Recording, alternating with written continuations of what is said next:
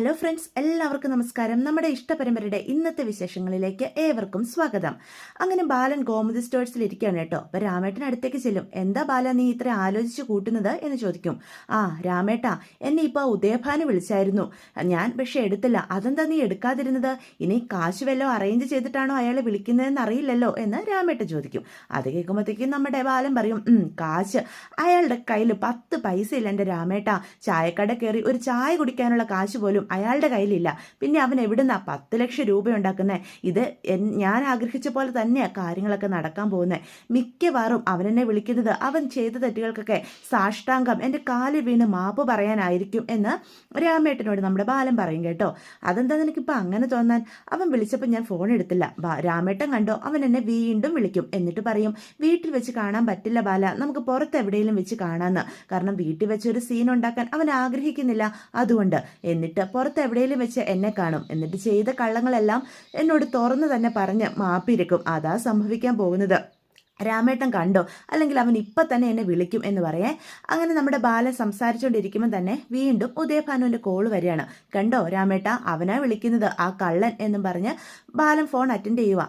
Hello ബാല, ഞാനൊന്ന് വിളിച്ചിരുന്നു ബാലനെ, പക്ഷെ ബാലൻ കോൾ അറ്റൻഡ് ചെയ്തില്ല എന്ന് പറയും. അതോ ഉദയഭാനു സാറിന്റെ ഫോൺ ഞാൻ കണ്ടിരുന്നു, പക്ഷെ അപ്പം എനിക്ക് എടുക്കാൻ പറ്റിയില്ല. ഞാനിപ്പോൾ തിരിച്ചു വിളിക്കാനായിട്ട് തുടങ്ങുമായിരുന്നു, അപ്പം തന്നെ സാർ എന്നെ ഇങ്ങോട്ടേക്ക് വിളിച്ചു എന്ന് ബാലൻ പറയും.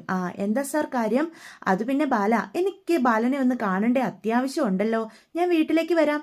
വേണ്ട, ഞാൻ വീട്ടിലേക്ക് വരണ്ട ബാല, ഞാൻ ഫ്ലൈറ്റ് മിസ്സാവും. ഞാനിപ്പം എയർപോർട്ടിലേക്ക് പോണ വഴിയാ. എനിക്ക് സിംഗപ്പൂർ വരെ ഒന്ന് പോണേ. ഞാൻ പോകുന്ന വഴി നമുക്ക് എവിടെയെങ്കിലും വെച്ച് കാണാം. എങ്കിൽ പിന്നെ ഉദയഭാനു സാറ് എൻ്റെ കടയിലേക്ക് ഇങ്ങ് പോരെ. ഗോമതി സ്റ്റോഴ്സ് എയർപോർട്ടിലേക്ക് പോണ വഴിക്കല്ലേ?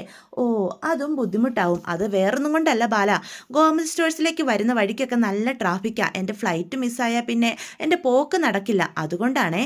എന്തായാലും ഞാനൊരു സ്ഥലം പറയാം, ബാലന് അങ്ങോട്ട് വരാൻ ബുദ്ധിമുട്ടുണ്ടാവില്ലല്ലോ അല്ലേ എന്ന് ചോദിക്കും. അതെന്താ സാർ അങ്ങനെ ഒരു ചോദ്യം? സാർ ഏത് സ്ഥലം പറഞ്ഞാലും ഞാൻ അങ്ങോട്ടേക്ക് വരാലോ എന്ന് ബാലനപ്പം പറയാം. അങ്ങനെയാണെങ്കിൽ നമ്മൾ എയർപോർട്ടിലേക്ക് പോണ വഴിക്കൊരു ദേവീക്ഷേത്രമില്ലേ, അവിടേക്ക് വന്നാൽ മതി. ഞാൻ അവിടെ ബാലനെ വെയിറ്റ് ചെയ്യാം എന്ന് പറയാം. ആയിക്കോട്ടെ എന്നും പറഞ്ഞ് ഫോൺ കട്ട് ചെയ്യാണ് കേട്ടോ. ഇപ്പം രാമേട്ടൻ ചോദിക്കും, എന്താ ആ കള്ളം പറഞ്ഞത്? ആ ഉദയഭാനു അവനെ എന്നെ പുറത്ത് വെച്ച് കാണണമെന്ന്. ഞാൻ പറഞ്ഞില്ല രാമേട്ട, കാര്യങ്ങളൊക്കെ ഞാൻ ആഗ്രഹിച്ച വഴിക്ക് തന്നെ വരുന്നത്.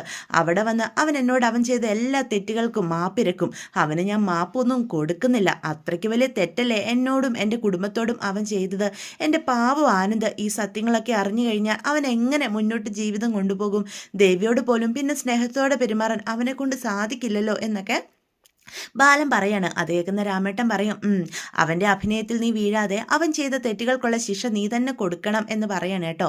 ഇതേ സമയം ദേവമംഗലത്ത് നമ്മുടെ ഗോമതി അടുക്കളയിൽ ആഹാരം ഉണ്ടാക്കുക. അപ്പം രസമാണേ ഉണ്ടാക്കുന്നത്. അപ്പം മണം പിടിച്ചോണ്ട് ദേവി അങ്ങോട്ട് വരിക. എന്താ അമ്മ ഉണ്ടാക്കുന്നത്? നല്ല മണം വരുന്നല്ലോ. അതോ മോളെ, കായത്തിൻ്റെ മണമാണ്, ഞാൻ രസം ഉണ്ടാക്കുവാണേ. ഈ സമയം കായത്തിൻ്റെ മണം മിക്ക പെൺപിള്ളേർക്കും വലിയ ഇഷ്ടമാണ്, എനിക്കും ഇഷ്ടമായിരുന്നു. അതെയോ അമ്മേ? അല്ല, നീ എന്തിനാ ഇങ്ങോട്ടേക്ക് വന്നേ? നിന്നോട് ഞാൻ പറഞ്ഞിട്ടുള്ളതല്ലേ അടുക്കളയുടെ പരിസരത്തോട് പോലും വരരുതെന്ന്.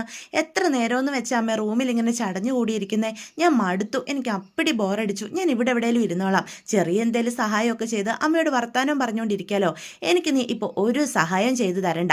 എനിക്ക് നല്ല ആരോഗ്യമുണ്ട്, ഞാൻ ഈ ജോലികളൊക്കെ ചെയ്തോളാം.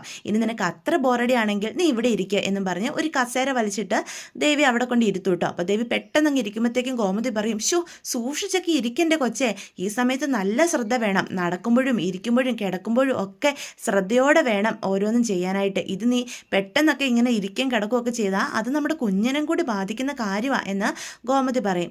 ഞാൻ ഇനി സൂക്ഷിച്ചോളാം അമ്മേ, എനിക്ക് ഇച്ചിരി രസം തരാവോ എന്നപ്പം നമ്മുടെ ദേവി ചോദിക്കുക. അതെന്ത് പറിച്ചില്ല, ഇപ്പം തന്നെ തരാട്ടോ എന്ന് പറഞ്ഞ് ഗോമതി ഒരു പാത്രം എടുത്ത് അതിലേക്ക് കുറച്ച് രസം എടുത്ത് ദേവിയുടെ കയ്യിലോട്ട് കൊടുക്കുവാണേ. ദേവി അത് വളരെയേറെ ആസ്വദിച്ച് കുടിക്കുക. നന്നായിട്ടുണ്ടമ്മേ, അമ്മ എന്തുണ്ടാക്കി തന്നാലും അതിനൊക്കെ ഒരു പ്രത്യേക രുചിയാണ് എന്ന് പറഞ്ഞ് ദേവി അത് വീണ്ടും കുടിക്കുകയാണ് കേട്ടോ. അത് കാണുമ്പം ഗോമതിക്ക് ഒരുപാട് സന്തോഷമാവുക. അപ്പോൾ ഗോമതി ചോദിക്കും, നിനക്ക് തെരളിയപ്പം ഇഷ്ടമാണോ? എന്താമേ, തെരളിയപ്പം ഉണ്ടാക്കിയോ? എനിക്ക് ഒരുപാട് ഇഷ്ടമാണ്. ഉണ്ടാക്കിയിട്ടില്ല, നിനക്ക് ഇഷ്ടമാണെങ്കിൽ ഞാൻ ഉച്ചയ്ക്ക് ഉണ്ടാക്കി തരാം. ആയിക്കോട്ടെ എന്ന് പറയുകയാണ് കേട്ടോ. അങ്ങനെ അവർ രണ്ടുപേരും വളരെയേറെ സന്തോഷത്തോടു കൂടി സംസാരിച്ചുകൊണ്ടിരിക്കുക. ഇതേസമയം നമ്മുടെ ബാലൻ ദേവീക്ഷേത്രത്തിൻ്റെ അടുത്തും ചെന്ന് ഉദയഭാനുവിനെ വെയിറ്റ് ചെയ്ത് നിൽക്കാം. അവനിങ്ങോട്ട് വരട്ടെ, ആ കള്ള ഉദയഭാനു. അവൻ ചെയ്ത തെറ്റുകൾക്കൊക്കെ ഞാൻ മാപ്പിപ്പോൾ കൊടുക്കാം. അവൻ എത്രമാത്രം കള്ളങ്ങളാ എന്നോട് പറഞ്ഞത്, അതിനൊക്കെയുള്ള ശിക്ഷ ഇന്ന് തന്നെ ഞാൻ അവന് നൽകും എന്നൊക്കെ മനസ്സിലിങ്ങനെ പറഞ്ഞുകൊണ്ടാണ് നമ്മുടെ ബാലൻ. ഉദയഭാനുവിന് നൽകാൻ പോകുന്ന ശിക്ഷ ഒരുപാട് പേരെ വേദനിപ്പിക്കും. സാരമില്ല, വേദനിച്ചോട്ടെ, ചെറിയ വേദനകളൊക്കെ വലിയ സന്തോഷങ്ങൾക്ക് നല്ലതാ എന്നൊക്കെ ബാലൻ പറഞ്ഞുകൊണ്ട് നിൽക്കുമ്പോഴാണ് നമ്മുടെ ഉദയഭാനു അങ്ങോട്ട് വരുന്നത്. ഓ, കള്ളം വരുന്നുണ്ട്, ഇത്രയേറെ തെറ്റുകൾ ചെയ്തിട്ടും അവൻ്റെ മുഖത്തെ സന്തോഷത്തിന് മാത്രം ഒരു കുറവും ഇല്ലല്ലോ എന്നൊക്കെ ഇങ്ങനെ ചിന്തിക്കുകയാണേ.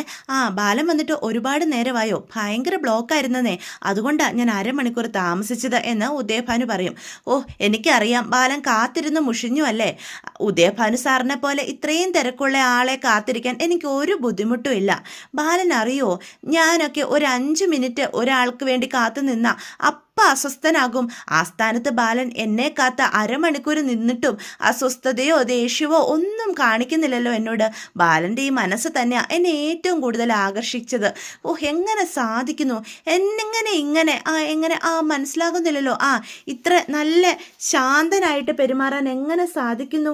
ബാലനെ പോലെ ഇത്രയും നല്ല മനുഷ്യര് ഈ ഭൂമിയിൽ ഇപ്പോൾ ഉണ്ടോ എന്ന് തന്നെ എനിക്ക് സംശയമാണ് എന്നൊക്കെ പറഞ്ഞ് ഭയങ്കരമായിട്ട് നമ്മുടെ ബാലനെ പുകഴ്ത്തുവാണ് കേട്ടോ. അത് കേൾക്കുമ്പം ബാലൻ പറയും, മനസ്സിൻ്റെ നന്മ ഒരുപാടായാലും അപകടമാണ് എൻ്റെ ഉദയഭാനു സാറേ, ഒരുപാട് പേര് നമ്മളെ പറ്റിക്കും. അത് ബാലൻ പറഞ്ഞത് വളരെയേറെ സത്യമാണ്. നമ്മുടെ നന്മ ചൂഷണം ചെയ്യുന്ന ഒരുപാട് പേര് നമുക്ക് ചുറ്റും ഉണ്ടാകും. അത്രയും ഫ്രോഡുകളുടെ കയ്യിലൊന്നും ബാലൻ ചെന്ന് ചാടി കൊടുക്കരുത്, അത് ബാലനും കുടുംബത്തിനും ദോഷം ചെയ്യും. ദേവമംഗലം എന്ന് പറയുന്നത് ഒരു പളുങ്കുപാത്രമല്ലേ എന്ന് ചോദിക്കാം. എടാ ലോക ഫ്രോഡേ, നിന്നെപ്പോലൊരു ഫ്രോഡിൻ്റെ വലയിൽ തന്നെ ഞാൻ വന്ന് വീണില്ലേടാ എന്ന് അപ്പം ബാലൻ മനസ്സ് ചിന്തിക്കുവാണ് കേട്ടോ. ബാല, എന്താ പെട്ടെന്ന് ചിന്തിക്കുന്നേ? ഏയ്, ഒന്നുമില്ല, തിരക്കായതുകൊണ്ടാ. അല്ലേ ഞാൻ ഗോമതി സ്റ്റോഴ്സിലേക്കോ വീട്ടിലേക്കോ ഞാൻ വന്നേനെ. ഒരു കണക്കിന് ഇവിടെ വെച്ച് കാണണമെന്ന് പറഞ്ഞത് വളരെ നന്നായി. അതെന്താ ബാല അങ്ങനെ ഒരു സംസാരം? സാറിനെ തനിച്ചൊന്ന് കിട്ടാൻ ഞാനും കുറച്ച് നാളായി കാത്തിരിക്കുന്നു. എന്നെ തനിച്ച് കിട്ടാനോ? എന്തിന്? എന്നെ തനിച്ച് കിട്ടിയിട്ട് ബാലൻ എന്ത് പറയാനാ? എന്തിനായിരിക്കും അത്? പിന്നെ അല്ല, മറ്റൊരാളുടെ മനസ്സിൽ എന്താണെന്ന് നമുക്കൊരിക്കലും അറിയാൻ പറ്റില്ലല്ലോ അല്ലേ എന്ന് അപ്പോൾ ബാലൻ ഉദയഭാനുവിനോട് ചോദിക്കും. എൻ്റെ മനസ്സറിയാൻ ബാലന് പറ്റില്ലായിരിക്കും, പക്ഷേ ബാലൻ്റെ മനസ്സ് നല്ല തെളിനീര് പോലെ ശുദ്ധമാണെന്ന് എനിക്കറിയാം. തെളിനീര് പോലുള്ള എൻ്റെ മനസ്സിൽ ഒരു കരട് വീണാൽ ആ കരട് ഉമിത്തി പോലെ പുകഞ്ഞു കത്തിക്കൊണ്ടിരിക്കുക എന്ന് ബാലൻ ഉദയഭാനുവിനോട് പറയും. ഇനി ആ തീ കെടണമെങ്കിൽ മനസ്സിൽ വീണ ആ കരടിനെ എടുത്ത് പെട്ടെന്ന് അങ്ങോട്ട് കളയണം. ഇന്ന് ഞാൻ ഇങ്ങോട്ട് വന്നത് അതിനുവേണ്ടി തന്നെയാ എന്ന് ബാലൻ അങ്ങ് പറയുവേ. എന്നിട്ട് മുണ്ടൊക്കെ മടക്കി കുത്തി ലാലേട്ടൻ സ്റ്റൈലിൽ നമ്മുടെ ഉദയഭാനുവിനെ കൈകാര്യം ചെയ്യാനായിട്ട് ബാലൻ തുടങ്ങും. പെട്ടെന്ന് ബാലൻ്റെ മട്ടും ഭാവമൊക്കെ മാറുമ്പോഴത്തേക്കും ഉദയഭാനു, 1 മിനിറ്റ് ബാല, ഞാൻ ഇപ്പം വരാം എന്ന് പറഞ്ഞ് വണ്ടിയിൽ പോയി പൈസ അടങ്ങിയ ബാഗ് എടുത്തുകൊണ്ട് വരികയാണ് കേട്ടോ. ഇതെന്താ എന്ന് അപ്പോൾ ബാലൻ ചോദിക്കുക. ഇത് ബാലന് ഞാൻ തരാമെന്ന് പറഞ്ഞ 10 ലക്ഷം രൂപ. അല്ല ബാല, കണ്ണിൽ എന്തെങ്കിലും കരട് വീണിട്ടുണ്ടെങ്കിൽ നല്ലൊരു ഐ സ്പെഷ്യലിസ്റ്റിനെ പോയി എത്രയും പെട്ടെന്ന് കാണണം. അയാൾ നിസാരമായിട്ട് അതങ്ങ് എടുത്ത് കളയും, അല്ലെങ്കിൽ പിന്നെ കണ്ണ് കിടന്ന് കരികരിക്കും. അതുമാത്രമല്ല, ചിലപ്പം കണ്ണിന് കേട് വരാനും അത് കാരണമാകും. എങ്കിൽ ശരി ബാല, ഞാൻ പോട്ടെ, ഫ്ലൈറ്റ് മിസ്സാവും കേട്ടോ എന്ന് പറഞ്ഞ് പെട്ടെന്ന് തന്നെ ഉദയഭാനു അവിടെ നിന്ന് പോവാ. നമ്മുടെ ബാലനാണെ അന്തം വിട്ട് നിൽക്കുവാണേ. കാശോ, ഇയാളിത് എവിടെ നിന്ന് ഒപ്പിച്ചു? 10 ലക്ഷം രൂപ എന്തായാലും നേരായ വഴിക്കൊന്നും ഉണ്ടാക്കാൻ അവനെ കൊണ്ട് സാധിക്കില്ല. ഗോമതി സ്റ്റോഴ്സിൽ പോയിട്ട് ആ കാശ് മുന്നിൽ വെച്ച് ബാലൻ വീണ്ടും ഇങ്ങനെ ചിന്തിച്ച് നിൽക്കുക. തൊട്ടടുത്ത് തന്നെ രാമേട്ടനും ഉണ്ട്. എന്നാലും ഇതെങ്ങനെ? ഇത് കള്ളനോട്ടൊന്നും അല്ല ബാല. എന്നാലും ഒരു ഗതിയും പരഗതിയും ഇല്ലാത്ത ഉദയഭാനു 10 ലക്ഷം രൂപ എങ്ങനെ ഒപ്പിച്ചു? എനിക്കൊന്നും മനസ്സിലാകുന്നില്ല എൻ്റെ രാമേട്ട. എന്ത് കാണിച്ചിട്ട് അയാൾ ഉണ്ടാക്കിയത്? ബാല, അന്ന് ആ തട്ടുകടയിൽ വെച്ച് നീ കണ്ടത് ഉദയഭാനുവിനെ തന്നെ ആണോ എന്ന് അപ്പം വീണ്ടും രാമൻ ചോദിക്കുക. ഒരാളെ പോലെ 7 പേരുണ്ടാകുമെന്നാ പറയാറ്. ഒരുപക്ഷെ ഉദയഭാനുവിൻ്റെ രൂപസാദൃശ്യമുള്ള മറ്റാരെങ്കിലും ആണെങ്കിലോ നീ കണ്ടത്? എനിക്കും ഇപ്പം അങ്ങനെ ഒരു സംശയം ഇല്ലാതില്ല രാമേട്ട. എനിക്ക് തെറ്റുപറ്റിയതാണോ? സത്യങ്ങളൊക്കെ തുറന്നു പറഞ്ഞ് ഉദയഭാനു എൻ്റെ കാലിൽ വീണ് കരയുമെന്ന് ഞാൻ പ്രതീക്ഷിച്ച്. പക്ഷേ പൈസ കൊണ്ട് അയാൾ തരിക ചെയ്തത്. 10 ലക്ഷം രൂപ എൻ്റെ കയ്യിലേക്ക് എടുത്തു വെച്ച് തന്ന് അയാൾ എന്നെ ഞെട്ടിച്ചു കളഞ്ഞു. അപ്പോൾ ഇത്രയും നാളെ ഉദയഭാനുവിനെ നമ്മൾ തെറ്റിദ്ധരിക്കുകയായിരുന്നു അല്ലേ എന്ന് ചോദിക്കുക. അങ്ങനെ തന്നെ കരുതേണ്ടി വരും രാമേട്ട. അല്ലെങ്കിൽ പിന്നെ മറ്റൊരു കാര്യം കൂടി ഞാൻ ചിന്തിക്കുകയായിരുന്നു. ഞാൻ മനസ്സിലാക്കിയ സത്യങ്ങൾ എൻ്റെ വീട്ടുകാരോട് തുറന്നു പറയാൻ ഞാൻ പലതവണ ശ്രമിച്ചു. പക്ഷെ ഓരോരോ തടസ്സങ്ങൾ അപ്പോഴൊക്കെ വന്നു. ഇനി ഈ തടസ്സം ദൈവം തന്നെ സൃഷ്ടിച്ചതാണെങ്കിലോ? ഉദയഭാനുവിനെ സംശയിച്ചതിനെ അല്ല, ഞാൻ പറഞ്ഞത് രാമേട്ടന് മനസ്സിലായോ? മനസ്സിലായി. ഉദയഭാനുവിനെ കുറിച്ച് നിന്റെ മനസ്സിലുണ്ടായ തെറ്റിദ്ധാരണകളൊക്കെ മറ്റുള്ളവരിലേക്കും കൂടി പകരാതെ ഇരിക്കാൻ ദൈവമായിട്ട് തടഞ്ഞതാവാം ചിലപ്പം എന്ന് രാമേട്ടനും പറയും. ഉദയഭാനു സാറിനെ പറ്റിയുള്ള തെറ്റിദ്ധാരണകൾ ഗോമതിയും മറ്റുള്ളവരും വിശ്വസിച്ചിരുന്നെങ്കിൽ എന്താകുമായിരുന്നു? ഹോ, എനിക്കതിനെപ്പറ്റി ചിന്തിക്കാൻ പോലും പറ്റില്ല. ദേവിമോളുടെ മുഖത്ത് നോക്കാൻ പിന്നെ എന്നെക്കൊണ്ട് സാധിക്കുമായിരുന്നോ? ആ പാവം ഞങ്ങളുടെ വീട്ടിൽ ഒറ്റപ്പെടില്ലായിരുന്നോ എന്നൊക്കെ ബാലൻ പറയും. പിന്നെ ആനന്ദിന്റെ അവസ്ഥ എന്താകുമായിരുന്നു? അവൻ്റെ ജീവിതം എന്താകുമായിരുന്നു? ഹോ, എത്ര വലിയ പ്രശ്നത്തിൽ നിന്നാ ഞാനിപ്പം ആ കുടുംബത്തെ രക്ഷപ്പെടുത്തിയത്. നിരപരാധിയായ അച്ഛന് ഇത്രയും വലിയൊരു അപമാനം ഏൽക്കേണ്ടി വന്നാൽ അത് ദേവിയെ ആകെപ്പാടെ തകർത്ത് കളയല്ലേ? പിന്നെ പഴയ ഒരു സ്നേഹമോ ബഹുമാനമോ ഒന്നും ദേവിക്ക് എന്നോട് തരാൻ തോന്നാതെ വന്നാലോ? അതൊക്കെ ഞങ്ങളുടെ കുടുംബം ഇല്ലാതാക്കില്ല രാമേട്ട എന്നൊക്കെ ബാലൻ ചോദിക്കുക. അശ്ശോ, എന്നായാലും പാവം ആ മനുഷ്യനെ ഞാൻ തെറ്റിദ്ധരിച്ചല്ലോ. ബാല, നീ എന്തായാലും ഉദയഭാനുവിനെ പെട്ടെന്നങ്ങ് വിശ്വസിക്കേണ്ട. ഉദയഭാനുവിനെ കുറിച്ച് കാര്യമായിട്ടൊന്ന് അന്വേഷിക്കുക. അതെന്തായാലും ചെയ്യണം. ഇതിലെ സത്യം എനിക്ക് കണ്ടെത്തണം രാമേട്ട. അല്ലാതെ ഇനി എനിക്കൊരു മനസ്സമാധാനം ഉണ്ടാവില്ല. അയാൾ എങ്ങനെ ഈ കാശുണ്ടാക്കിയെന്ന് എനിക്ക് അറിയണം. നാളെ മുതൽ അതിനുള്ള ശ്രമങ്ങൾ ഞാൻ തുടങ്ങുക എന്ന് നമ്മുടെ ബാലൻ പറയാണ് കേട്ടോ. അപ്പം രാമേട്ടൻ പറയും, അത് വേണം. ഇനിയും നീ കണ്ണും പൂട്ടി അയാളെ വിശ്വസിക്കരുത്. എല്ലാത്തിനും തെളിവ് സഹിതം കയ്യിൽ കിട്ടട്ടെ. അയാൾ ഇനി കാശുകാരനാണെങ്കിൽ നമുക്ക് പിന്നെ കുഴപ്പമൊന്നുമില്ല. അതല്ല, ഫ്രോഡാണെങ്കിൽ അത് കണ്ടെത്തുക തന്നെ വേണം എന്ന് പറയുവേ. അതേസമയം വീട്ടിലെത്തിയ ഉദയഭാനു ഭയങ്കര പാട്ടൊക്കെ പാടി ഭയങ്കര സന്തോഷത്തിലാണ്.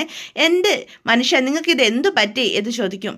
എടി ശ്രീകലേ, ഇന്ന് സന്തോഷത്തിൻ്റെ ദിവസമല്ലേ? എൻ്റെ ശ്രീകലെ, ആ ഗോമതി സ്റ്റോഴ്സ് ബാലൻ്റെ മുന്നിൽ എൻ്റെ അഭിമാനം സംരക്ഷിക്കാൻ കഴിയാതെ വരുമോയെന്നോർത്ത് ടെൻഷൻ അടിച്ച് നടന്ന ദിവസങ്ങളായിരുന്നില്ലേ ഇത്രയും നാളും? നീ കണ്ടതല്ലേ എൻ്റെ ടെൻഷൻ? ഇന്ന് അവൻ്റെ മുന്നിൽ ഞാൻ വീണ്ടും വിജയിച്ചു. എൻ്റെ എല്ലാ കള്ളത്തരങ്ങളും അവൻ വീണ്ടും വിശ്വസിച്ചു.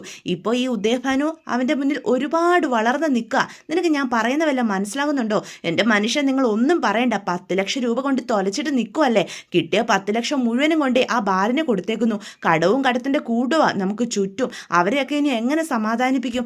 എൻ്റെ സ്ത്രീകളെ, നിനക്ക് ബുദ്ധിയില്ല എന്ന് പറയുന്നത് വെറുതെ അല്ല. അതിനല്ലേ സുകന്യ, അവൾ നമ്മുടെ പൊന്മുട്ടയിടുന്ന താറാവാ. ഓരോരോ കാര്യങ്ങൾ പറഞ്ഞ് അവളുടെ കയ്യിലെ എല്ലാ കാശും നമ്മൾ ഊറ്റി എടുക്കും. അത് വെച്ച് നമ്മൾ സുഭിക്ഷമായിട്ട് അങ്ങ് ജീവിക്കും. നമ്മുടെ കടങ്ങളെല്ലാം വീട്ടുകയും ചെയ്യും. അതിനാണല്ലോ സുകന്യ എന്ന വൻമരം നമ്മുടെ മുൻപിൽ ഇങ്ങനെ നിൽക്കുന്നത്. അവളെ നമ്മൾ പിണക്കാതെ കൂടെ നിർത്തും. കാര്യങ്ങൾ സാധിക്കും. അവളുടെ ആർത്തിയാണ് നമ്മുടെ ബലം. അത് നമ്മൾ കൂടുതൽ വളർത്തണം എന്നൊക്കെ ഉദയഭാനു പറയാം.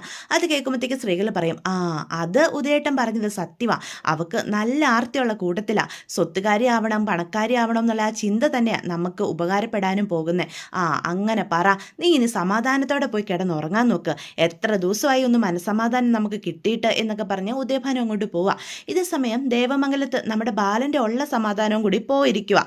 ബാലനാകെ ടെൻഷൻ അടിച്ച് ഇങ്ങനെ ഇരിക്കുക. എന്ത് ചെയ്യും എന്ന് ഓർത്തോണ്ടേ എങ്ങനെ കണ്ടുപിടിക്കും സത്യാവസ്ഥ? എന്തായാലും ഇതിൻ്റെ സത്യാവസ്ഥ കണ്ടുപിടിച്ചിട്ടേ ഇനി എനിക്ക് വിശ്രമമുള്ളൂ എന്ന് പറഞ്ഞ് എഴുന്നേറ്റ് ഇങ്ങനെ ചിന്തിച്ചോണ്ട് നടക്കുമ്പം പെട്ടെന്ന് ഗോമതി എഴുതിക്കും. എന്ത് പറ്റി ബാലേട്ടാ, ഇതെന്താ ഉറങ്ങാത്തത്? അത് ഗോമതി, ഞാൻ ഇച്ചിരി വെള്ളം കുടിക്കാൻ എഴുന്നേറ്റതാ എന്നും പറഞ്ഞ് കയറി കിടക്കൂട്ടോ. അതേസമയം നമ്മുടെ ദേവിയാണെങ്കിൽ പിറ്റേ ദിവസം രാവിലെ തുണിയൊക്കെ മടക്കി വെച്ച് അവളുടെ റൂമിൽ ഇങ്ങനെ ഇരിക്കുക. അപ്പോൾ അവിടേക്ക് സുകന്യ വരും. ദേവി വെറുതെ ഇരിക്കുമായിരുന്നോ? അതേ സുകന്യേച്ചി. എന്തേ? ദേവിക്കുള്ള ചായയായിട്ട് ഞാൻ വന്നിരിക്കുന്നത് എന്ന് പറഞ്ഞ് ദേവിയുടെ കയ്യിലോട്ട് അത് കൊടുക്കുക. ദേവി അന്തം വിട്ട് നിൽക്കുകയാണ്. സുകന്യ ദേവിക്ക് സ്വന്തം കൈ കൊണ്ട് ചായ ഉണ്ടാക്കി കൊടുക്കുക എന്നൊക്കെ പറഞ്ഞാൽ ദേവിക്ക് വിശ്വസിക്കാൻ കഴിയുന്നില്ല. അതോടുകൂടി ഇന്നത്തെ എപ്പിസോഡും അവസാനിക്കുകയാണ്. അപ്പോൾ ഇതൊക്കെയാണ് വിശേഷങ്ങൾ. വീഡിയോ ഇഷ്ടപ്പെട്ടുവെങ്കിൽ ചാനൽ സബ്സ്ക്രൈബ് ചെയ്യാൻ മറക്കരുത്, ലൈക്ക് ചെയ്യാനും മറക്കരുത്. അപ്പോൾ എല്ലാവർക്കും ഗുഡ് ബൈ.